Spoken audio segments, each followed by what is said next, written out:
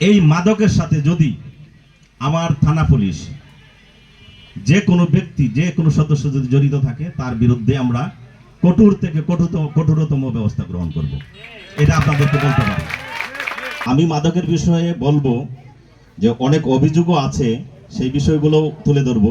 আসলে মাদকটা কি? মাদক এমনই এক বিষয়, সেটা হলো যেমন আমাদের জীবন শক্তিকে ধ্বংস করে দেয় এবং ব্যক্তিত্বকে ধ্বংস করে দেয়। সেটা হলো যেমন আমাদের ব্রেইনে কিছু নার্ভ আছে, কিছু গ্রন্থি আছে, যে গ্রন্থিতে আমরা যেমন একটা পিটুইটুরি গ্রন্থি নামক একটা গ্রন্থি আছে, সেটা আমাদের এই গ্রন্থিগুলো যদি বিকলাঙ্গ হয়ে যায় তাহলে কিন্তু আমরা স্বাভাবিক কাজকর্ম যেমন বাবাকে চিনি না, মাকে চিনি না, বা মানে মানবিক কোনো বিষয় আমাদের ব্রেনে আসবে না। আমরা যে কোনো সময় এই যে মাদকাসক্ত হওয়ার পরে বাবাকে মারধর করে, মাকে মারধর করে, এই বিষয়গুলো কিন্তু ওইখান থেকেই আসে। মাদক সেবন করলে তার হিতাহিত জ্ঞান থাকে না, সে সমাজ থেকে সম্পূর্ণ বিচ্ছিন্ন হয়ে যায়। তাই আমরা আপনাদের এই উদ্যোগকে আমি সাধুবাদ জানাই। প্রথমত আমরা এই যে সকলে মিলে যে মাদক প্রতিরোধ, এটা একটা ভালো বিষয়, কিন্তু আরেকটা বিষয় হলো আমরা যদি আমাদের ঘরকে সুরক্ষা রাখি, যেমন আমার সন্তান কোথায় যাচ্ছে, সন্ধ্যার পরে বাড়িতে আছে কিনা, কার সাথে চলাফেরা করে, তাদের বন্ধু কি ভালো না মন্দ, এই বিষয়গুলো যদি আমরা খেয়াল করি তাহলে কিন্তু আমার সন্তান, আপনাদের সন্তান সঠিক পথে চলবে। একবার মাদকাসক্ত হয়ে গেলে, একটা পরিবারে যদি একজন মাদকাসক্ত হয় তাহলে কিন্তু গোটা পরিবারে এই অশান্তি আর থাকবে না, ওটা শেষ নেই। আপনি দেশের বাইরে আছেন, ইতালিতে আছেন, 15 বছর 20 বছর, কার জন্যে? এই প্রিয় সন্তানের জন্যে। এই প্রিয় সন্তানের জন্য আপনারা কিন্তু কাজ করছেন সেই সুদূর ইতালিতে, সেখান থেকে টাকা দিচ্ছেন, কিন্তু আপনার সন্তান সুশিক্ষিত হচ্ছে না।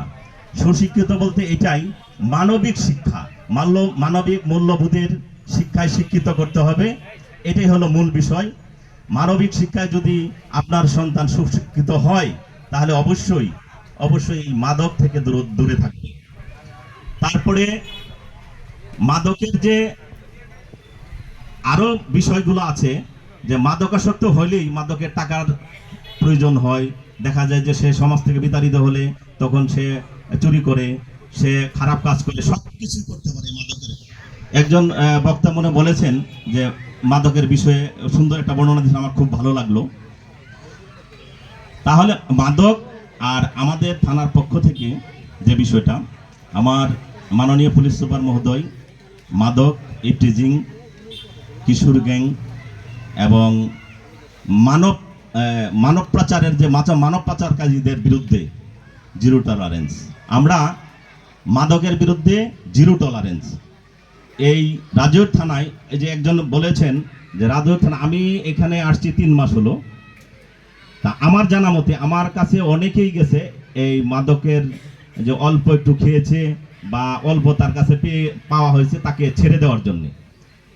আমাদের ওসি সাহেব উনি কিন্তু বলে যে এটা খাজা বাবার দরবার, এই দরবারে যদি একবার ঢুকে কেউ, সে মাদক আসক্ত হোক আর যেই হোক, সে যে দলেরই হোক আর যেই হোক, এখান থেকে নিস্তার নেই, তার হাজতে যাওয়াই লাগবে।